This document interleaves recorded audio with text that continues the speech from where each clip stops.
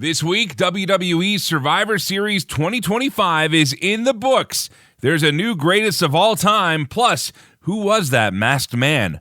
Everybody seems to have a theory. We've got a load of guests and your opinions all coming up. Ladies and gentlemen, welcome to McGuire on Wrestling. Allow me to reintroduce myself with Mike McGuire. Stand up, son. Let me take a good look at you. This guy's a serious professional. You know what I want to talk about? Yeah. Well, the professional wrestling. Do I have your attention now? Done shilling. I'm done shilling, okay? Let's get this show on the road. I love professional wrestling. Welcome to one of the fastest moving hours in pro wrestling talk. This is McGuire on Wrestling. Thank you for being a part of this week's show. And when I say being a part, you're definitely a part of it this week. We've got a lot of people contributing, and we're going to talk about that. WWE Survivor Series took place this past Saturday night from San Diego. A lot of mixed reviews coming out of that one, but one thing we can all agree on, Dominik Mysterio is now the greatest of all time. Just by ipso facto, right? He beats the greatest of all time, therefore yeah, but we'll talk about it more in the show. Also, Dave Meltzer is back. We're going to go through some of the headlines, including Survivor Series, as well as some AEW news and some of the Wrestling Observer Hall of Fame picks that came out last month. A lot of names that you might not be familiar with. Dave will walk us through some of those. And we've got a special guest in Greg Oliver. He's going to join us talking about his friend and colleague in pro wrestling journalism in the great George Tahinos, legendary wrestling photographer who was well known within that world. And I'll be completely honest, I didn't know George at all. A lot of people didn't know George at all, but they knew of him, knew of his work. But Greg knew him and wanted to give him the chance to talk about his friend here a bit, because people like that should be exactly what we do here. Celebrated. It's Celebrate Wrestling. It's McGuire on Wrestling. And you can find all our shows at CelebrateWrestling.com. If you're listening on the radio, look for our shows there. There's a ton of them, a bunch of great coverage still to come. And the annual holiday hullabaloo will be returning to help you fill some drive time this coming Christmas season. But that's not all we got today. We've got Greg talking about George. We've got Dave Meltzer back as well. And Joe Aguinaldo will be here to walk through your opinions on WWE Survivor Series. Was this show a letdown? Was it as big of a letdown as what some people are saying? I have my thoughts. We will get yours as well. But always love to hear from you. Join Celebrate Wrestling on Facebook and Instagram. That's where you can find Celebrate Wrestling. That's where you can interact the most with our stuff. Honestly, the Facebook page is kind of our version of the 90s, early 2000s message boards, which if you're ever part of the boards back in the day, you know what we're talking about. So we figured rather than make you join a bunch of other stuff, if you're on social media already, that's enough. We do ask that you answer a few questions before you come in. That way we get you in to make sure you're not a bot. Other than that, it's a great show today. We got lots to talk about, including, of course, WWE Survivor Series. But first, let's talk about that and more with our weekly recap of the headlines. This is the 5 Count. You want to hear the breaking news? Dirty Dog up to the top rope with a frog splash. The cover. There's no official. Liv's going to try to get Chad Patton back into the ring, and he does. She does. Cover. Chad counts. Dominik Mysterio wins the Intercontinental Championship in the dirtiest of possible ways. He did it. Dominik Mysterio is now officially the greatest of all time after defeating the greatest of all time. That's how the logic works in pro wrestling. Nevertheless, Dominik Mysterio did win back his Intercontinental Championship against John Cena with the surprise return of Liv Morgan. In other matches, Stephanie Vaquer retained her Women's World Championship against Nikki Bella. The Women's Survivor Series War Games match saw Charlotte Flair's team defeat Team Asuka or Team Becky Lynch, depending on who you were listening to during the commentary. And the team of the Vision with Braun Breaker, Bronson Reed, Logan Paul, Drew McIntyre, and Brock Lesnar were victorious over CM Punk, Roman Reigns, Jay and Jimmy Uso, and Cody Rhodes. Charlotte is wearing gear tonight that is inspired by one of her best friends, 7-year-old Scarlett, who is battling DMG, which is a type of cancerous brain tumor. Charlotte Flair met this young lady there in 2024.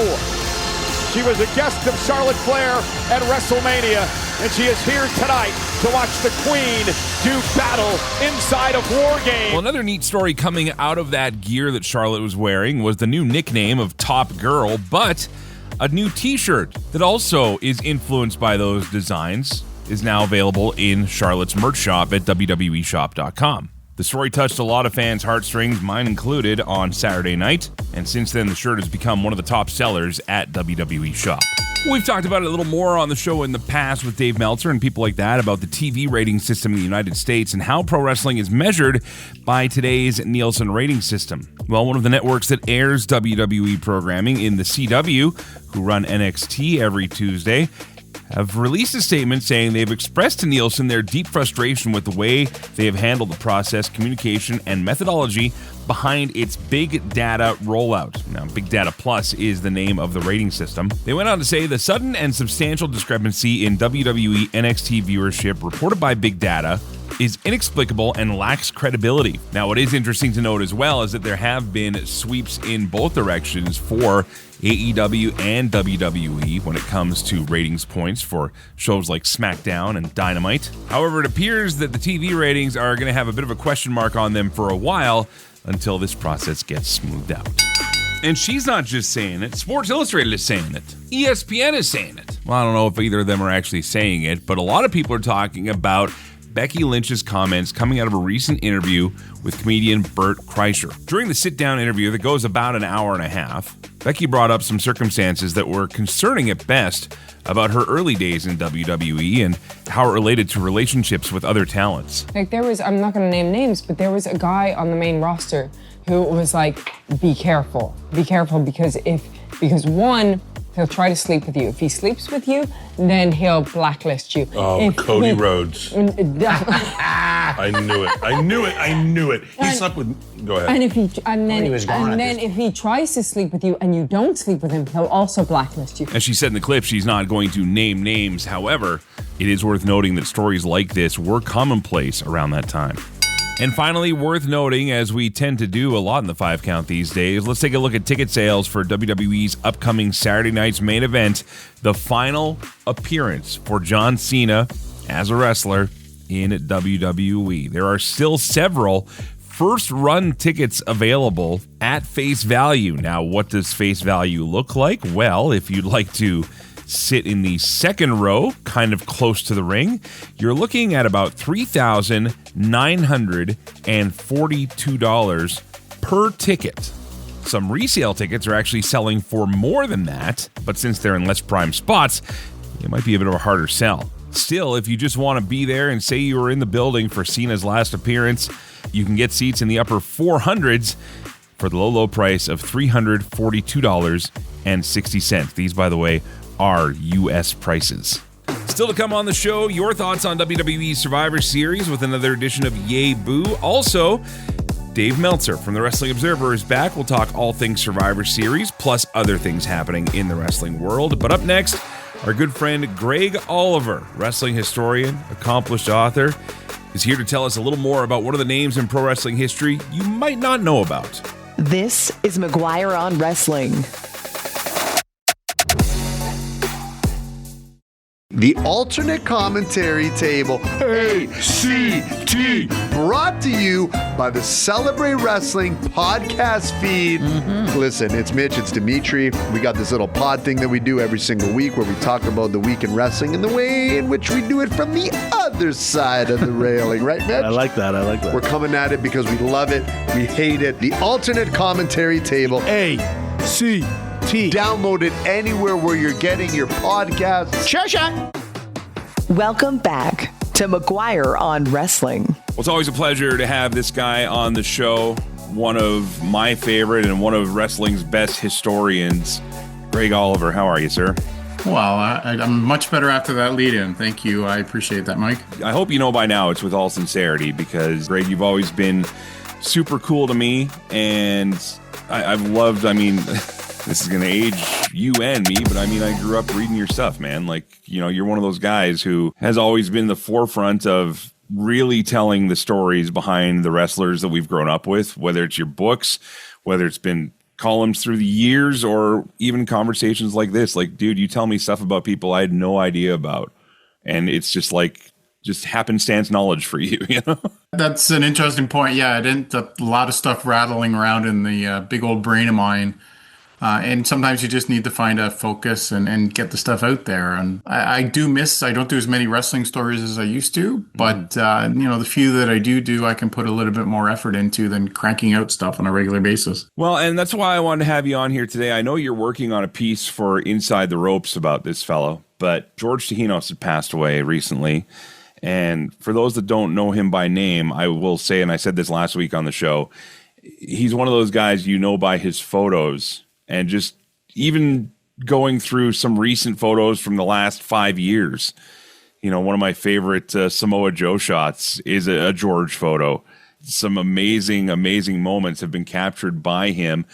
But for those that don't know anything about this guy, just tell us about George and who he is a little bit before we get into the wrestling history.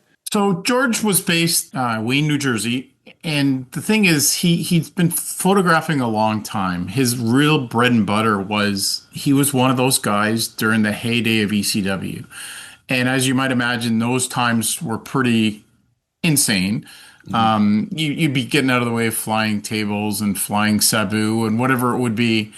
George was never a really big guy, so that probably helped him being able to scurry out of the way a little bit. But he also endeared himself to a lot of those wrestlers at the time because he'd also make prints for them so that they would have their own photos, their own memories from those events. And really, it just grew from there. So I guess it would be almost 20 years ago now. He approached me at Slam Wrestling, mentioned where he was, and offered to shoot. And that helped us work together symbiotically so he could get into WWE, he could get into AEW, TNA / Impact, or whatever it was. And the other thing George really excelled at, which is fine because he's not the most outgoing guy, but he excelled at those convention shots, right? You'd go there, get the pose shots, put the right people together. He had the patience to wait around and make sure you get Sting with this guy or get, the Midnight Express all together, whatever it was. Kudos to him. He really had a good eye for those kind of things, for sure. But it's the action stuff I think you were especially impressed by. Well, the thing with a guy like George is, at least in my experience, there's always been two type of people that take pictures at wrestling shows. There's the guys who, frankly, like me, were doing it as a way to hopefully get in and get some training and, offer something and be a part of the business that way. Or there's the guys who legitimately love capturing the moments and know what to look for. And maybe they're not trained in the ring per se, but they're definitely aware of how the mechanics work. And, okay, this guy's leading up to something. There's probably going to be an insane move here, and they're always ready to go and have the shot. And that, to me, I think perfectly defines the work that I've seen from George, but I don't know. Did you know if he ever had a passion to actually try and get in there, or was photography his main thing? No, George, like I said, George is not a big guy. He actually worked at Bloomingdale's for a while because I knew him as a wrestling photographer. I knew him as a huge sports fan, New Jersey Devils season ticket subscriber, and got to become really good friends with especially Chico Resch, who was an announcer, and got to know Martin Brodeur. And when I was doing my book on goalies, George was a conduit to try to get both guys. So, he loved his sports. He had some great photos of hockey that he shared with me too, but he was never really accredited there to shoot the way that he was with pro wrestling, where he got access to whatever they were doing, whether it was the pit, whether it was sitting in the stands. The other thing was that he shot for Paul Heyman. That relationship that developed through ECW continued with the Heyman Hustle website. So a lot of times Paul would be using George's photos, often after Slam, on the Heyman Hustle website. When those photos come in, do you find yourself sometimes looking for the photo to match your story, or sometimes was the photo the spawn of the story? Do you know what I mean? Like sometimes you can capture a moment so perfectly that it may provoke someone like you to write something based on what's captured in that exact scene. I've done that a lot, which really hurts that they deleted so many of the photos from Slam Wrestling. Like, there were entire pieces I wrote around a picture, and one of them was a Natty Neidhart, and I've got her book sitting here right beside me. And like, I wrote about how the picture totally captured her. And of course, you can't go find that story. Well, the story exists, but of course the picture doesn't. But George, I don't remember a lot about that. He never was really good at editing down. Like, he didn't do this professionally in the sense that, when I get guys like Minus Paniokoulos in Montreal, like, he shoots for Getty, Corbis, and all those kind of things. So when he's shooting wrestling, a little bit different from what I got that I built around, though they were easy to put as the top image in what we had as our photo galleries at the time. And unfortunately, they're all gone from Slam too. When you think back to some of his photos, and again, I was going through some of his galleries, and he's got some online photo albums and stuff that he's posted throughout the decades. Again, going back to those early ECW days, going back to WWE or WWF and AEW and WCW, and just all these amazing pictures that he's managed to capture. And like you said, those convention shots too. Is there, and this is probably like needle in a haystack sort of a question, but is there ever a photo that really stands out in your mind of like, yes, George captured this moment and he captured it perfectly? I think the ones that stand out are the ones that he sold for books, right? So like that, or the ECW, history of ECW that came out, like, that's his photo on the cover. A ton of the stuff that's in the Todd Gordon book, of course, George was really responsible for. He was there when Shane Douglas threw down the NWA World title and has photos from that event. So he was just at a lot of key moments through history. And so that's sort of the way I see it, is that he was a chronicler of so many of those key moments in the Northeast. And it's almost a shame that he wasn't there a little bit older to be there for some of those Joel Goodhart stuff that happened just before ECW. But he was a really good photographer and a really good dude. And we joshed each other a lot about our sad choices of sports teams. He was a New York Jets fan and I was a Cleveland Browns fan. So we both live in this really, really, really sad world. But he was a Yankees fan. He also loved his Devils, and the New Jersey Devils certainly look like they're on the way up.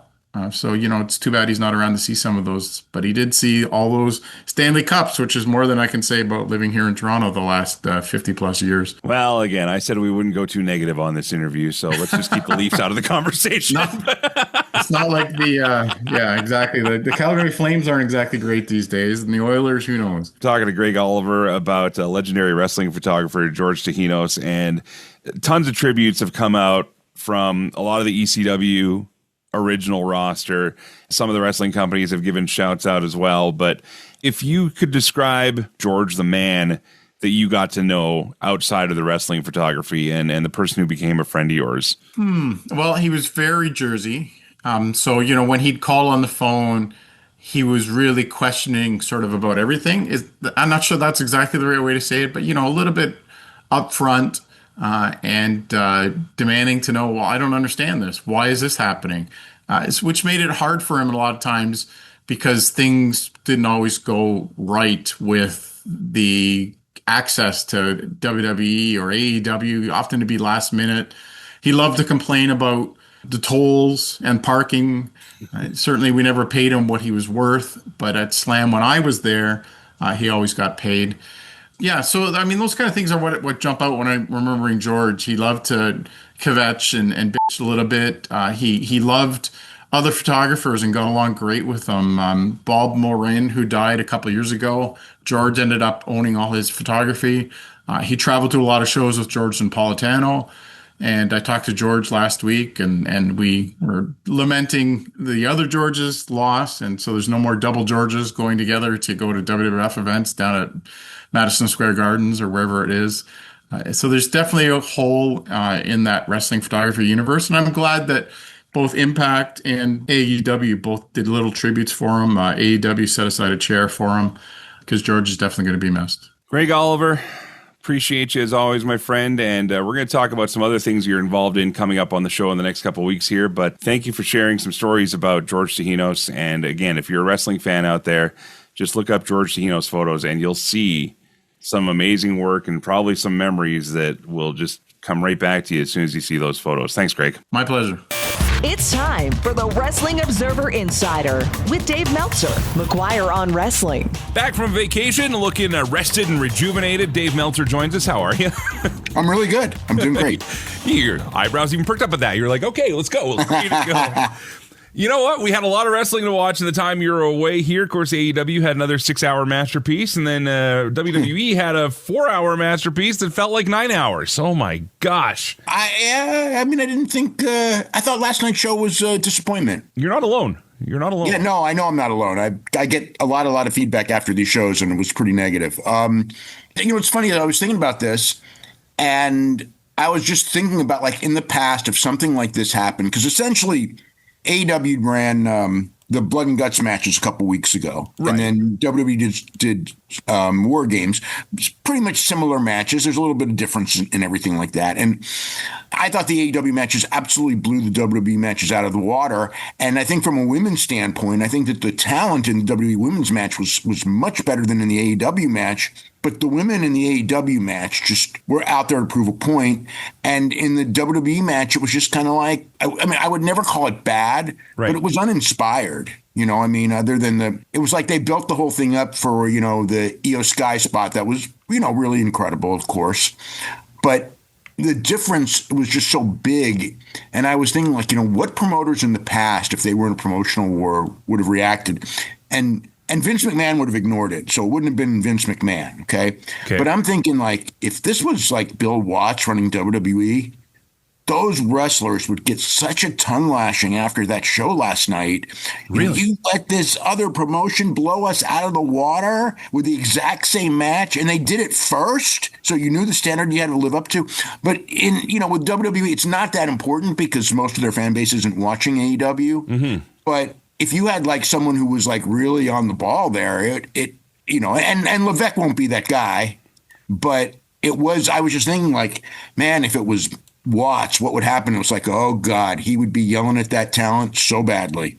Dave Meltzer is joining us as we talk about WWE Survivor Series last night, and you brought up a word that I think we're going to hear a lot of in our upcoming Yay Boo segment with our listener feedback here, but disappointment is definitely probably the easiest word to call it. I don't know if even underwhelming would apply to this, because that's it. I would call it that. I was watching with some friends and they were bored. The point they had gotten to where they stopped watching the matches and started talking about, personal life during War Games matches. And it's like, man, that's a first for me. You know what I mean? Here, it's a $30 a month service that we're watching. Right. And man, all those commercials for when you're paying $30 a month for the service, that was pretty tough to take too. So let me ask you that, because here in Canada and most of the international Netflix, we usually don't get commercials. We get this like on hold music sort of thing, which just kind of loops around and around and around. But it felt like, especially in that portion between the women's match and the John Cena match, I made this joke earlier that if you're a sales rep for TKO, you're laughing. But what are they doing in that meantime? Like, you've got a whole stadium of 44,000 people and everything. Like, that's a long downtime. It's interesting. It's like WWE and AEW big show philosophies are so different. I think maybe there's a happy medium that neither of them are hitting. One is so long and just match after match after match with no breaks, and the other is much shorter. Fewer matches and long breaks between matches. Like the AEW show, given the matches they had, you couldn't go less than 5 hours unless you shorten matches a lot, right? WWE, you could have gotten that show done in 2 hours. You could have. I think you just hit on something. That's kind of what I've been feeling after the last couple weeks here, and especially having them so close together. Thank God not on the same weekend again, but having, a week apart. Having Full Gear and then having Survivor Series, you hit the nail on the head. There is no happy medium right now. And to me, it just makes the most sense that one of these companies could win the attention span war if they just figure out that middle ground. And it doesn't seem that complicated, does it? It's not that complicated. No. You go in there. I guess because AEW has the pre-show, I probably would not go for an AEW pay-per-view. I wouldn't the actual pay-per-view time. I wouldn't go less than 3 hours and 30 minutes to 3 hours and 45 minutes because people expect that if you go shorter, they'll actually feel gypped, especially with a $40 or $50 price tag. Mm-hmm. But you don't have to go 5 hours either, or 4.5.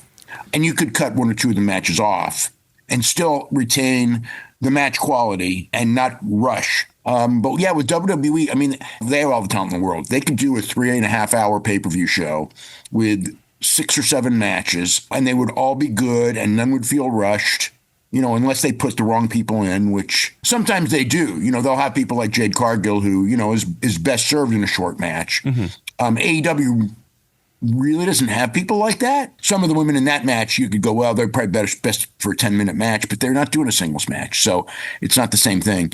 I think WWE could do more, but I think there's a mentality of, especially when here's the other thing. When you're doing, SmackDown's going to be 3 hours starting the first of the year again. Raw is usually 2.5. Your pay-per-view is just over 3. I mean, like, what's the difference? At least with AEW, it's a 2-hour TV show, and the pay-per-view is not like a TV show at all.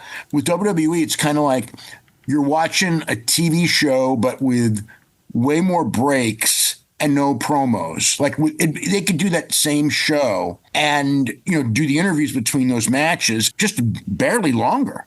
15 minutes longer than SmackDown's going to be. Well, again, I think this one, they knew all eyes were going to be on that Cena versus Dominik match, and that's why they had so much sold him, and like so much. I was sitting here as a radio guy and as a guy who understands advertising, just like, man, they are rolling in it on this one because they are across the board. I mean, that is the one thing with the but that specific break, Dave, that was the longest break I think I've ever seen between 2 matches in WWE. Really? I wasn't timing it. It just felt like forever, But there was one WrestleMania where it was like, I think it felt like there was 45 minutes between matches in the last, I think it was maybe not this last year, but maybe the year before.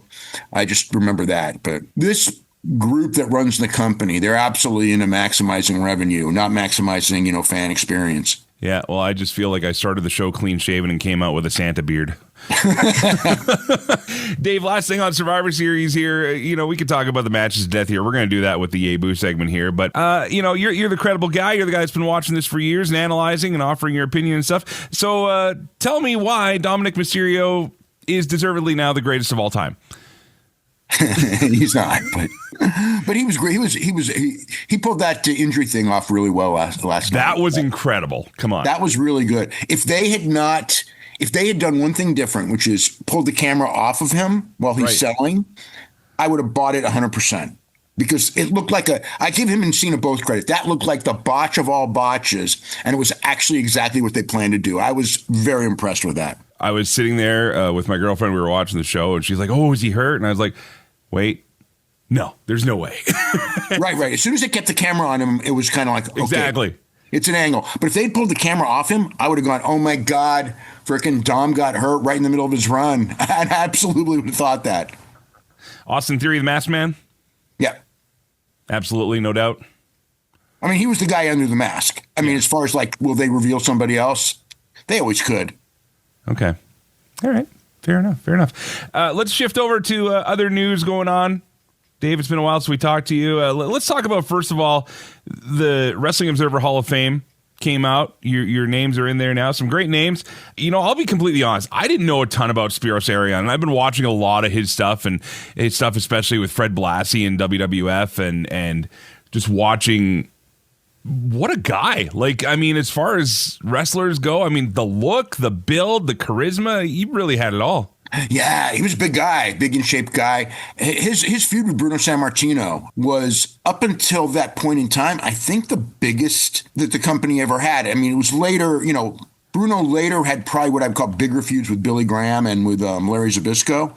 But the Arion was the first time that they opened up the Felt Forum for a couple of the matches for the closed circuit. And I remember the angle where Arion turned on Chief Jay Strongbow. They were a tag team.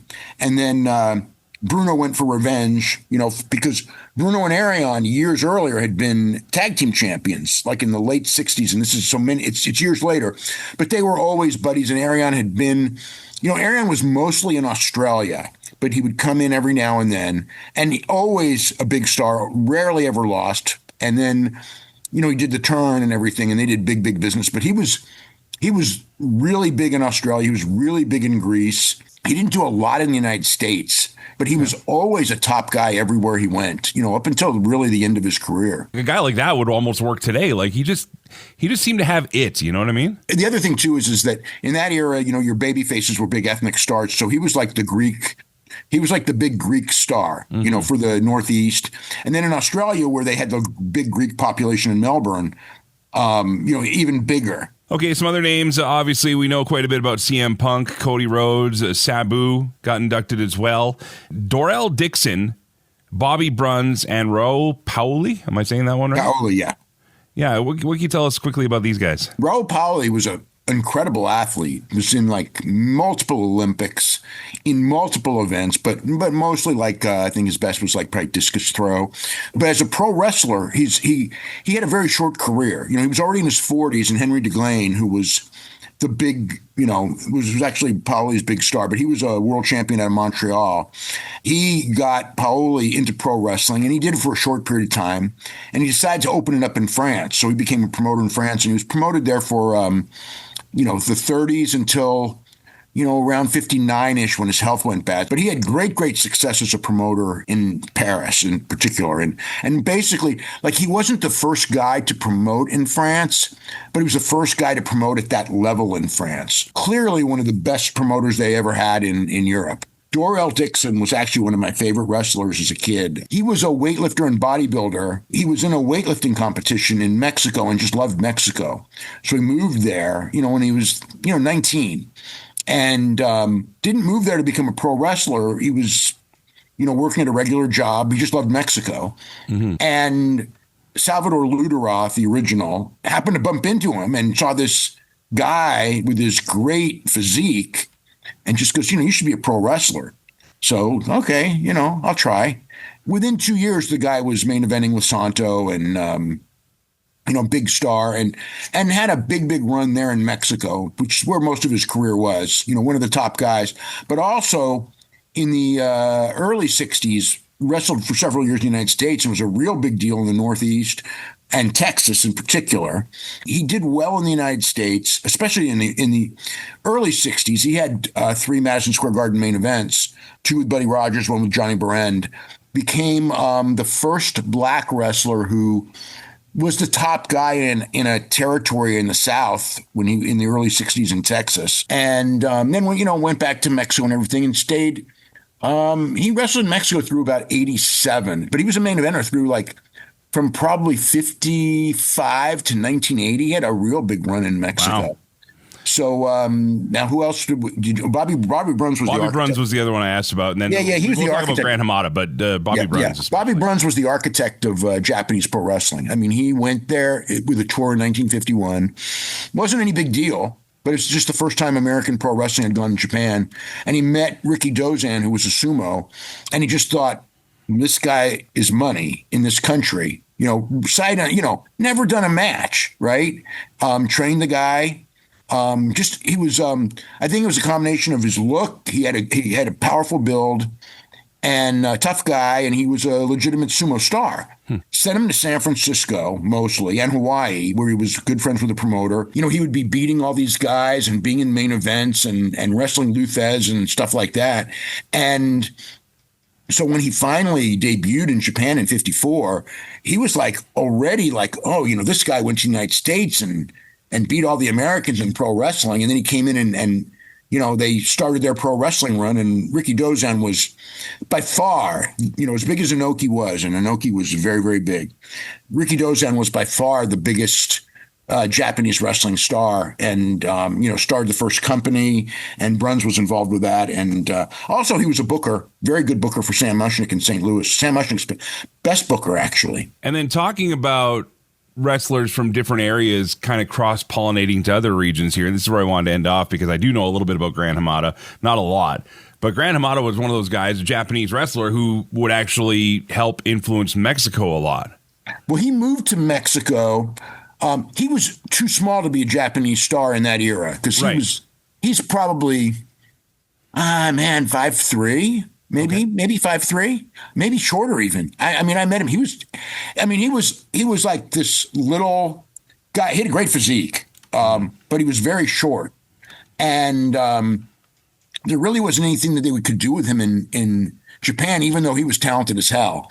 So he went to Mexico and he became, a big superstar there, main evented for years and years and years, and maybe the best worker of anyone in Mexico during that period. And then after he became a star in Mexico, he came back to Japan, worked with the original Tiger Mask, and then in other places. And then he was involved with a Universal group in 1990, which was the first time that a full-time Lucha Libre company went to Japan.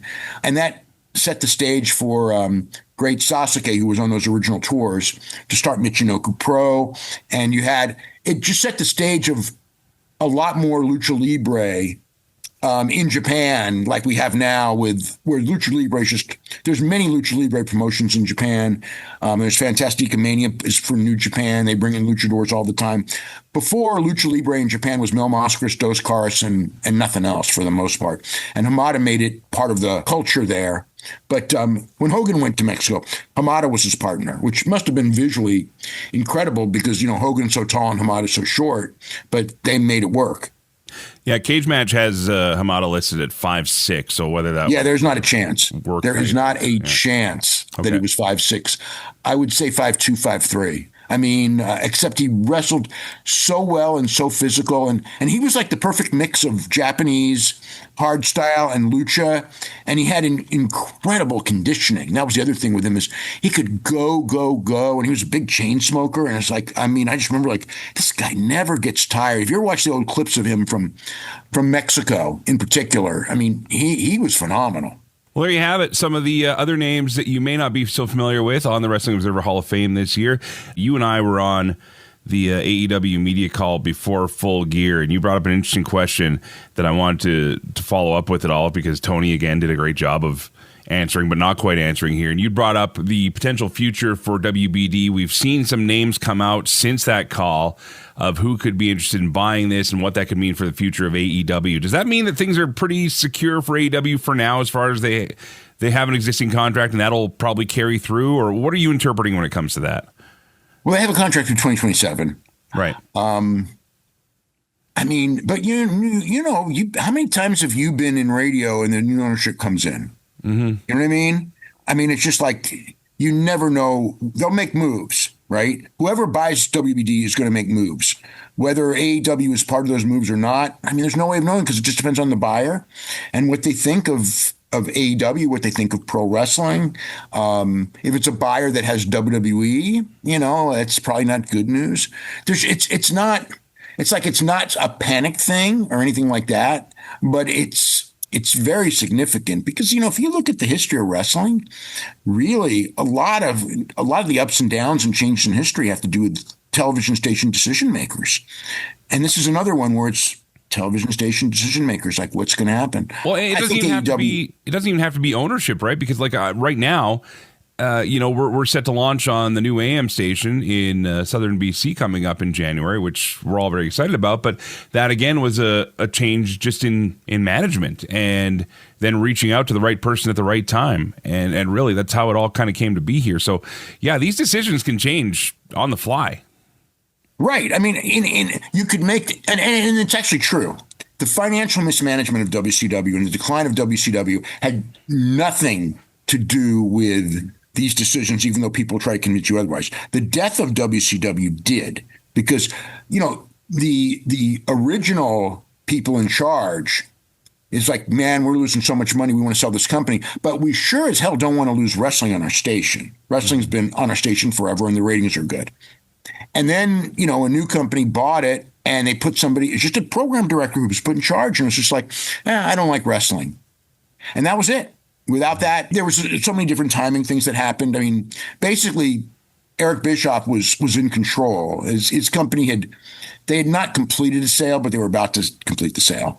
And they had control of the time slot. Everything was worked out. And then the new guy comes in and goes, I don't want any wrestling. And that was it. They were done. Eric had, it's like a week or 10 days. And it's like, if you can get make a TV deal, and he talked to Fox, and Fox had interest. Then they were soured on it by other people. But he had like 10 days. He had to sign this thing or Vince was going to get the company. They were just going to say, if you don't have it, we're going to sell it to Vince. And, as you would probably figure, to get a national primetime or even out of primetime television deal with, a major station like Fox, you're going to need more than 10 days to pull that deal together. And that's what actually killed WCW. There you have it. All right. Well, Dave, we're running a little short on time here, so I do want to give you some time to catch everybody up. What are some things people can read about on the Wrestling Observer newsletter and the latest issues? Yeah, so the new issue just was put up, and it covers the last 2 weeks because I was gone for a week. But we have a big analysis on the change in the ratings. We obviously talk about Full Gear in depth, a lot of UFC news, a lot of changes there. Talk about just WWE overall direction, but yeah, just all the tournaments in Japan, lot of stuff out of Mexico, a lot of stuff out of, AEW, WWE, all the TV reviews, all the big matches. So it's a 34-page issue. It's actually, this week's issue is actually the biggest issue I've ever done as far as length goes. And that's coming off an issue that's one of the longest, which was the Hall of Fame issue, which was, probably from a historical standpoint. I mean, it's more history in that issue than any issue of the year. And a big story on Bob Caudle. I do want to bring that up. Great announcer, just low key, very steady and really good man too. The stuff that him and Dutch Mantel got up to when Bob was running towards the end of his run there, I was watching some of the YouTube, and Dutch was doing the thing with the signs. I was like, you couldn't get away with any of that today at all. But oh no, I know. There's well, if you watch wrestling in the 80s and 90s, there is so much stuff that's on those shows, especially like the late 90s. Oh yeah, where you just go like, could not be done today. Couldn't be. There you have it. Dave Meltzer, always a pleasure, sir. We'll talk to you again real soon. Thank you. Okay. Coming up next, we go through your thoughts on WWE Survivor Series. It's our listener interaction segment called Yay Boo. This is McGuire on Wrestling. CKXU-FM 88.3 in Lethbridge is Southern Alberta's true alternative radio station. The cream of the crop! Nobody does it better. Proudly carrying McGuire on Wrestling every week. Yeah! If you're looking for something different to listen to, this is gonna be a slobber knocker! Check out our NCRA award-winning lineup of programs or stream us anytime at ckxu.com. Yay boo, it's lots of fun to do. If you like it, holla yay. If you don't, you holla boo. Welcome back to McGuire on Wrestling. This is where you get to have your say. Another edition of Yay Boo, this time on WWE Survivor Series 2025. Joining us to help us get through your comments on the Celebrate Wrestling Facebook page is Joe Aguinaldo. How are you, sir? Yay! That's a bit of a force yay. Joe is actually a little under the weather, so thank you for still coming on anyways, buddy, and pushing through. Oh, no worries, man. And it was a good time to watch the pay-per-view or PLE, so no worries. Well, it was a lot of time to watch a pay-per-view or PLE, which I think is going to come up in the comments here. But before we get to the listener feedback, for you, yay, boo. I gave it a boo. I'm not the biggest fan of war games anyways, and I found that I like the ladies match. There were some really good moments, but overall it just felt, I want to say, underwhelming. And by the end of it, I was like, all right, when's this going to be done? I want to do something else. So for me, that moment actually happened right after the women's match and the 9 years it took for that and the John Cena match to happen. Which, okay, you and I are both in media, right? We understand that advertising is where most of our revenue comes from. WWE sponsors everything. Now, if I'm a WWE or TKO sales manager and I'm looking at how much content we sold between that women's match and the build up to John Cena's match, because I know everybody is watching for that John Cena match, I'm very proud of my team. What I'm also thinking, though, is if I'm anybody else on the world that's human and has a pulse and the ability to conceive even slight enjoyment or disappointment, I'm pissed Well, and that was the thing, because like when the hold music came up, for whatever, like a better way to say it, I was like, wait a minute, what's up with that? Yeah, so and then it in just the States that it kept going. You get all the commercials. We get this do do do do do do, and we get that for 4 minutes straight. So yeah, and that was it. Like it was like I understood maybe Peacock or somebody had like something going, but then it was like it just kept going and it kept going, and I was like, what is happening here? So, yeah, I was pretty surprised by that. I, surprisingly, because you know me, I'm Mr. Optimism, I'm also giving this show a boo just based on the amount of time that was piddled away. I got so much stuff done around my house yesterday during Survivor Series. I'm not even kidding, dude. True. Like I switched away between, what was it, the women's title match and the men's War Games match. And I played some Red Dead because I was like, I'll just come back when they're actually bringing... And sure enough, it was another 10 minutes. And then finally Punk started coming out. I was like, okay, here we go. Yeah, there was some long periods of wait. Yeah. And yes, I'm still playing Red Dead 2. It's back in my life, and it's a life ender. I just started playing Uncharted again, so don't worry, man. I'm there. It's a life ender. Okay, enough about us, though. Let's get to your feedback here on WWE Survivor Series 2025. Joe, I'll let you start with Chris Holt. Yeah, Chris said boo. There was too much filler, just talking about what we were talking about on a WWE show. War games are dull and slow, and, nothing can happen for at least 30 minutes, and he wishes that the WWE would put more emphasis on traditional Survivor Series matches. I watched that one on Friday that was pre-taped for SmackDown the week before. I enjoyed it. I forgot that, they have to cram in some pretty quick pins to get through all the members of each team, but yes, it was still nice to have that. I wish, and I heard other people bring this up too, I wish that they would add the elimination process to the War Games matches. That to me would make it a little more interesting again, where it's like, okay, well, now it's all of a sudden it's one guy left in these double cages again. If you're going to do anything to spice the thing up. Yeah, you got to do something because like it just like to Chris's point, you're kind of waiting anyways until everyone gets in there, right? Craig Usher says, boo, overall was just not entertaining. It's good action, but it's boring, filled with commercials. This makes WWE PLE feel longer than an AEW show because at least AEW shows keep the pace moving. I will agree mostly with that statement. I still think AEW shows are way too long, but this did drag this show out forever. You know what? The AEW show might go long, but to Craig's point, it's a lot of stuff going on. Mm-hmm. You know what I mean? Like, so it's not like you're waiting for stuff. It's just there's a lot of stuff. So if they could like find the balance, that'd be great. All right, let's move on to Michael Birak. He said boo. He said that both War Game matches were underwhelming. Felt though that the women's match was slightly better than the men's because of the finish. Blaine Vandergreen does a great job of writing his summaries up. We're going to read about half of it here just because we don't have a ton of time. But Blaine says, yay for me. One of the better PLEs this year. I thought it truly felt like one of the big four and not just a regular event. I'm very curious about this. Because he goes on to say, I'm not usually a fan of the War Games concept, especially the WWE version, mostly because outside weapons are used, and also the match can't end until all participants have entered. But I thought the two cage matches were well structured, and the stories going into them made sense instead of just doing the War Games because it's that time of year. I will give him credit for that. I mean, they didn't do a ton of build on either of these, but they did try and do something.